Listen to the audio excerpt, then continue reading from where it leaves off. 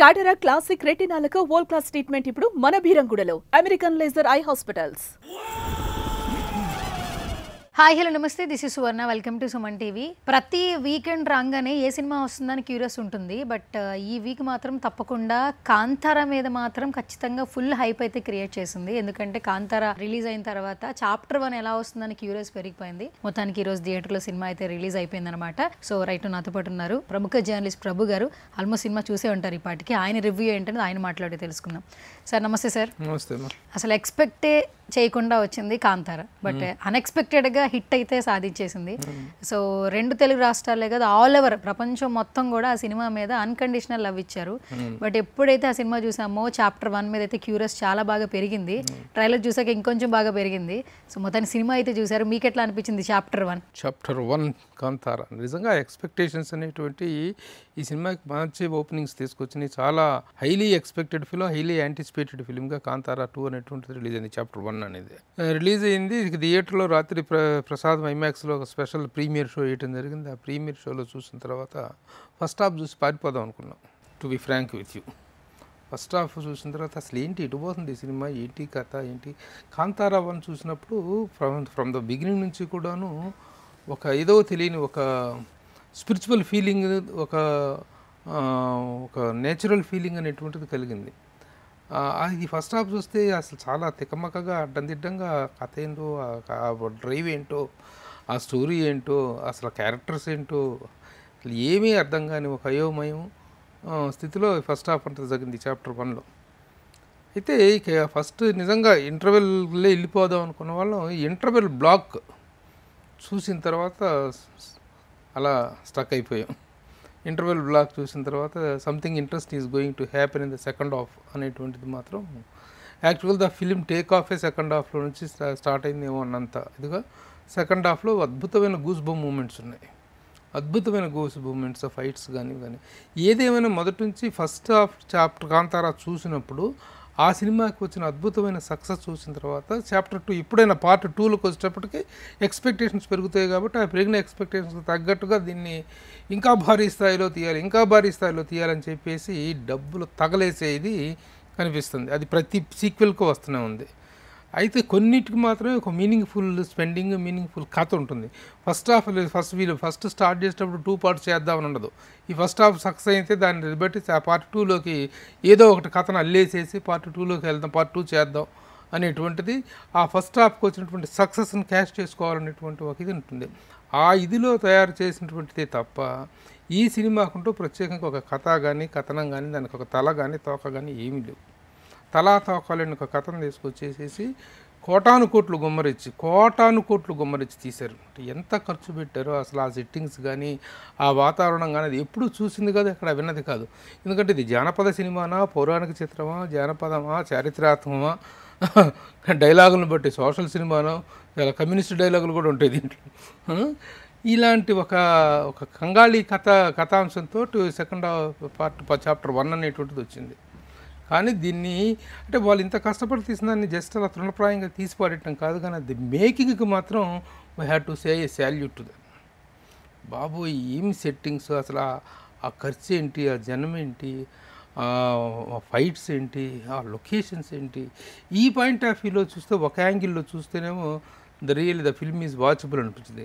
కానీ కథగా చూస్తే మాత్రం చిరాకు నష్టాలను కంటుంది. 2 రకాలుగా చెప్పాలి సినిమా గురించి. ఇదొక అద్భుతము, ఇదొక అరాచకము. హీరో రిషబ్ శెట్టి గారు అంటే డైరెక్టర్గా మనకి చాలా బాగా అన్కండిషన్ లవ్ తీసుకుంటున్నారు. యాక్చువల్లీ ఏంటంటే ఆయన మేకింగ్, ఆ స్టైల్ ఆఫ్ యాక్షన్ చాలా బాగుంటుందని కాంతారా నుంచి చాలామంది చెప్తుంటారు. బట్ ఇందులో ఏంటంటే ఎస్పెషల్లీ ఫైట్స్ చాలా బాగా నచ్చాయి అంటున్నారు. అంటే కొంచెం డిఫరెన్సియేషన్ ఫైట్స్ చూపించారు అని చెప్పి అంటున్నారు. ఫైట్స్ విషయంలో మీరేం చెప్తారు? యాక్చువల్లీ ఫైట్స్ అదే చెప్తున్నా కదా, చాలా గూస్బమ్ మూమెంట్స్ ఉన్నాయి ఫైట్స్లో. కొన్ని ఫస్ట్లో ఒక రథం కూలిపోతుంటే రథాన్ని ఆపే ప్రయత్నం చేస్తుంటారు. ఆ ప్రయత్నం చేస్తే ఆ రథం మీద చేసినటువంటి ఫైట్ కానీ, దాంట్లో చేసి ఆ చేజింగ్ కానీ చూస్తే పిచ్చే కొద్ది అసలు ఎంత ఖర్చు పెట్టుంటారు, ఎంత కష్టపడి ఉంటారు ఆ ఫైట్ మాస్టర్స్. విజయన్ మాస్టర్ అనుకుంటా, రామ్ లక్ష్మణ్ వీళ్ళు కూడా చేశారు. రామ్ లక్ష్మణ్ ఇంకా ఇతను ఫైట్ మాస్టర్ ఇంకొక అతను ఉన్నాడు, అతని పేరు ఏది, అర్జున్ రాజు. అర్జున్ రాజు మెయిన్గా చేసినటువంటి వాళ్ళు ఇంకా చాలామంది ఉన్నారు. ఒక్కొక్క ఫైట్ ఒక్కొక్కరు చేస్తుంటారు. చాలా సినిమా మొత్తం ఫైట్సే. రావణ లక్ష్మణ్, అర్జున్ రాజు వీళ్ళు చేసినటువంటి ఫైట్ కంపోజింగ్స్ మాత్రం అద్భుతంగా ఉన్నాయి. అయితే ఎంత అద్భుతంగా ఉన్నా కూడా కథలో ఒక ఇమోషనల్ కనెక్ట్ లేనప్పుడు, కథని సరిగా చెప్పలేకపోతున్నప్పుడు, అసలు కథే లేనప్పుడు ఏం చేయాలి? ఈ ఎక్స్ట్రా ఆకర్షణలతోటి వీటితో మాత్రమే సినిమాని నడిపిద్దాం అనుకునేటువంటిది కరెక్ట్ కాదంటానికి ఇది ఒక లేటెస్ట్ ఎగ్జాంపుల్గా చెప్పుకోవాలి. కథలో దమ్ము లేనప్పుడు ఈ అదనపు హంగులుతో సినిమాని రన్ చేయాలనుకోవటం అనేటువంటిది లేటెస్ట్ ఎగ్జాంపుల్. ఇంకొకటి మూవీలో రాణి క్యారెక్టర్తో మనకి రుక్మిణి వాసన్ గారు కనిపిస్తూ ఉన్నారు. త్రూ అవుట్ క్యారెక్టరైజేషన్ అసలు అన్ఎక్స్పెక్టెడ్. ఆమెను ఒక అంటే ఫీమేల్ సెంట్రిక్లో చూస్తున్నంత సేపు కూడా బాగానే అనిపించింది. ఎప్పుడైతే ఆ కథని మార్చారో, కథకు తగ్గట్టుగా ఆవిడ క్యారెక్టరైజేషన్ మారిందో, జనాల నుంచి అయితే అన్ఎక్స్పెక్టెడ్ థింకింగ్ అనమాట. సరే, ఒక అన్ఎక్స్పెక్టెడ్ థింకింగ్, అన్ఎక్స్పెక్టెడ్ ట్విస్ట్ అది. ఆ ట్విస్ట్ గురించి మనం ఇప్పుడు మాట్లాడితే అసలు కథ గురించి మాట్లాడదు. ఈ సినిమాకి కథ అంటూ లేదు, దీనికి తలాతోక లేదు. ఆవిడ పర్ఫార్మెన్స్ అడవిలోకి వెళ్ళటం, ఆ బాంద్రా అనేటువంటి రాజ్యంలో ఆ రాజు కాంతారా అడవిలోకి ప్రవేశించడం, అక్కడ నుంచి ఈశ్వరుడి గుడి అది ఒకటి చెప్పారు. అది ఒకటి, ఆ ప్రాంతం ఒకటి. ఇదంతా ఈ తతంగం అంతా చూస్తుంటే ఎట్టుందంటే ఆచార్య సినిమాలో కనుక పాదఘట్టం అని చెప్పేసి మొదటి నుంచి సాయంత్రం దాకా సినిమా అయిపోయిన దాకా లూప్ డైలాగులు కొట్టారు. అట్లాగే దీంట్లో కూడా బాంద్రా, కాంతారా, ఈశ్వరుడి గుడి, ఈ దీని చుట్టే తిరుగుతూ ఉంటుందని కథ అంతా. అది గుర్తుకొచ్చింది అది. ఆ విధంగా చూసుకుంటే కాబట్టి కథను గురించి ఎక్కువ మాట్లాడుతూ క్యారెక్టర్స్ గురించి ఇప్పుడు అడిగినట్లుగా ఆ అమ్మాయి క్యారెక్టరు బాగా చేసింది. ఆ అమ్మాయి ఎప్పుడైనా ఆర్టిస్ట్ని మనం తప్పడతాం కదా, మిగతా ఆర్టిస్ట్ రిషబ్ శెట్టి మాత్రం ఇక peaks of the performance Rishab Shetty, hats off to him as a director and as a actor. But as a story teller we can't vote him. As an actor and a director story telling మాత్రం అడ్డందిడ్డంగా story. అసలు కొన్ని comedy scenes పెట్టారు. ఎంత మధ్యలో ఒక బ్రహ్మాండమైన వెళ్తుంటే అందులో ఆ ఫేస్లు కూడాను అంత ఫెమిలియర్ ఫేస్లు కావు. ఆ కామెడీ అనేటువంటిది చాలా చీప్ క్వాలిటీ కామెడీ ఇన్సర్ట్ చేయడానికి ప్రయత్నించారు. అది అంత ఇదిగా లేదు. ఇకపోతే రాజు క్యారెక్టర్ ఉంటుంది. రాజు జయరామ్ ఇస్ ద కింగ్. కొడుకుని రాజుని చేస్తాడు. వాడొక పనికిమాలిన కొడుకు. ఆ పనికిమాలిన ఎదవని రాజుని చేస్తే ఆ క్యారెక్టర్కి ఎందుకు యువతల రిషబ్ శెట్టి లాంటి ఒక పవర్ఫుల్ హీరో ఉన్నప్పుడు ఆ క్యారెక్టర్ కూడా అంతే పవర్ఫుల్గా ఉండాలి. వాడు కామెడీగానే పులికేసి లాగా ఒక కామెడీ ఫిల్మ్ తీసుకొచ్చి అటు పెట్టారు. వాడికి మా పర్సన్ బాగలేడు, పేరు చెప్పడం అవసరం లేదు. It's not body shaming or something. అంటే క్యారెక్టర్ ఫిట్నెస్ అనేది ఇంపార్టెంట్ కదా. ఆ పాయింట్ ఆఫ్ వ్యూ చూస్తే కామెడీకి ఎక్కువను విలనిజానికి తక్కువగా ఉన్నాడు ఆ ఫేసు. చాలా చండాలపు, చాలా mean creation of the character అది. ఆ క్యారెక్టర్ని అలాగే ఒక యాక్సెంట్రిక్ పవర్ఫుల్ విలన్ లాగా చూపించినట్లయితే యువతల రిషబ్ శెట్టి క్యారెక్టర్ కూడా ఒక వెయిట్ పెరిగేది. ఒక తుత్తుమిరి గాడిని పోయి ఈ రిషబ్ శెట్టి క్యారెక్టర్ అదే యాంటాగనిస్ట్ ప్రొటాగనిస్ట్ మధ్య ఒక బ్యాలెన్స్ అనేది ఉండాలి. అదేమి లేకుండా ఒక కామెడీ గాడిని తీసుకొచ్చి దండపడేశారు. అతని అపీరెన్స్ బాగాలేదు, అతని పర్ఫార్మెన్స్ బాగాలేదు, అతని మీద కన్సీవ్ చేసిన సీన్స్ అంతకంటే బాగాలేదు. Okay, that is it. ఈ సినిమాలో విఎఫ్ఎక్స్ వర్క్ చాలా బాగుంది అంటున్నారు సార్. యాక్చువల్లీ స్టోరీని పక్కన పెడితే అంటే ఒక RRR ఫిల్మ్ చూసిన తర్వాత after long time VFX work చాలా బాగుంది. సీన్కి ఆ ఇంప్రవైజేషన్ అన్నారు. సో ఏం చెప్తారు? ఒక విఎఫ్ఎక్స్ కాదమ్మా, విఎఫ్ఎక్స్ సంజీత్ కేవి అని అతను ఎవరో డీల్ చేశారు. He's the supervisor of the VFX. చాలా అద్భుతంగా ఉన్నాయి విఎఫ్ఎక్స్లు కానీ, కెమెరా పనితనం కానీ, మ్యూజిక్ ఆఫ్ అజనీష్ లోక్నాథ్, అద్భుతమైన మ్యూజిక్, చాలా గొప్పగా. ఎందుకంటే ఆ ఫైట్ సీన్స్ వాటిలో he has given a wonderful elevation to the film. Technically అసలు వంక పెట్టడానికి వీల్లేని సినిమా.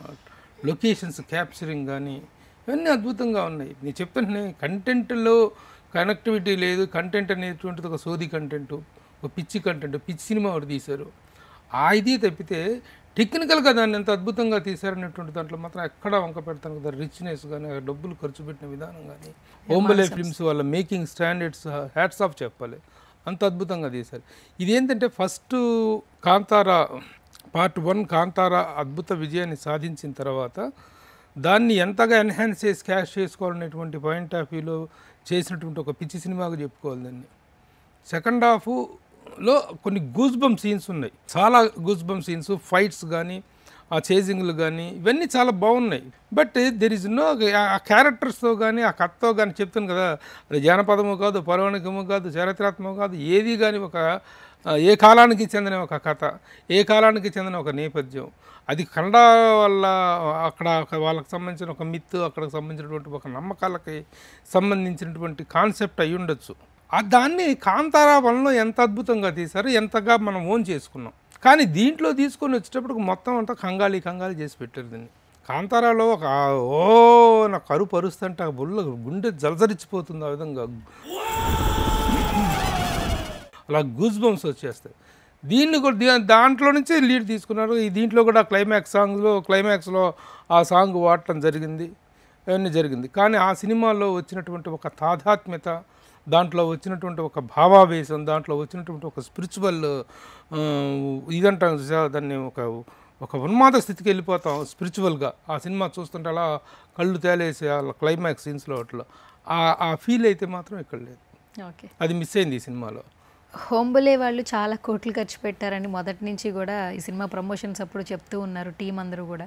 సో మరి ఇన్ని కోట్లు ఖర్చు పెట్టినందుకు న్యాయం జరుగుతుంది అంటారు? ఆల్మోస్ట్ బుక్ మై షోలో అయితే కాంతార మీద ఫుల్ బజ్ అయితే ఉంది సార్. ఫ్యామిలీ టైం కాబట్టి దసరా అంతా ఫ్యామిలీ అందరూ వెళ్ళి హ్యాపీగా చూడొచ్చు అని అంటున్నారు. టికెట్స్ కూడా బుక్ చేసుకున్నాం అని చెప్తూ ఉన్నారు అందరూ కూడా ట్రైలర్ రిలీజ్ అయిన తర్వాత. ఏం చెప్తారు మీరు? నిజంగా కాంతారా 1కు వచ్చినటువంటి దీనికి విపరీతమైన ఓపెనింగ్స్ రావటం జరుగుతుంటుంది. అయితే అవి సస్టైన్ అవుతాయి కూడాను, ఎందుకంటే పండగ సీజన్ ఒకటి. దానికి తోడు ఏంటంటే ఈ సినిమా తీసేదగ్గ సినిమా కాదమ్మా. నిజంగా వాళ్ళు పడిన కష్టాన్ని అంత తృణప్రాయంగా, అంత ఆఫ్టరాల్గా మనం చెప్పకూడదు. ఈ సినిమా వెనుక నిజంగా ఉన్న కష్టం కానీ, దాన్ని పడిన తపన కానీ, వాళ్ళు చేసినటువంటి హోంవర్క్ కానీ ఇవన్నీ కూడా గొప్పగా ఉన్నాయి, అంతా గొప్పగా ఉంది. అందుకే ఈ సినిమాని బాగుందా బాగలేదా అని సూటుగా మీరు అడిగితే బాగలేదు నో అని చెప్పలేము, బాగుంది అని గంటాపదంగా చెప్పలేము. అలాంటి ఒక సందిగ్ధ స్థితిలో పెట్టి ఒక రివ్యూ రైటర్ని కానీ, ఒక ప్రేక్షకులను కానీ ఒక సందిగ్ధ స్థితిలో పెట్టినటువంటి సినిమా. కొన్ని క్లైమాక్స్ సెకండ్ పార్ట్లో, ముఖ్యంగా సెకండ్ హాఫ్లో కొన్ని సీన్స్ చూస్తుంటే what a taking, what a beauty, what a picturization అనేటువంటిది అని కనిపిస్తుంది. కానీ ఓన్లీ బికాజ్ ఆఫ్ ద కంటెంట్లో కనెక్షన్ లేకపోవటం, కంటెంట్ కొంచెం రైటింగ్ పూర్గా ఉండటం, మంచి సీరియస్ సీన్స్లో పోయి రోత కామెడీలు, డబుల్ కామెడీలు పెట్టడం, కొంచెం అనవసరమైన కామెడీ. ఆ కామెడీ అనేటువంటి దానికి ఒక రిసెప్టివ్ టైం ఉంటుంది. పెద్ద ఫైట్ జరుగుతూ ఉంటే క్లైమాక్స్లో, ఆ క్లైమాక్స్లో పోయి సొల్లు కామెడీ ఒకటి పెడతారు ఆ కమెడియన్ కొన్ను.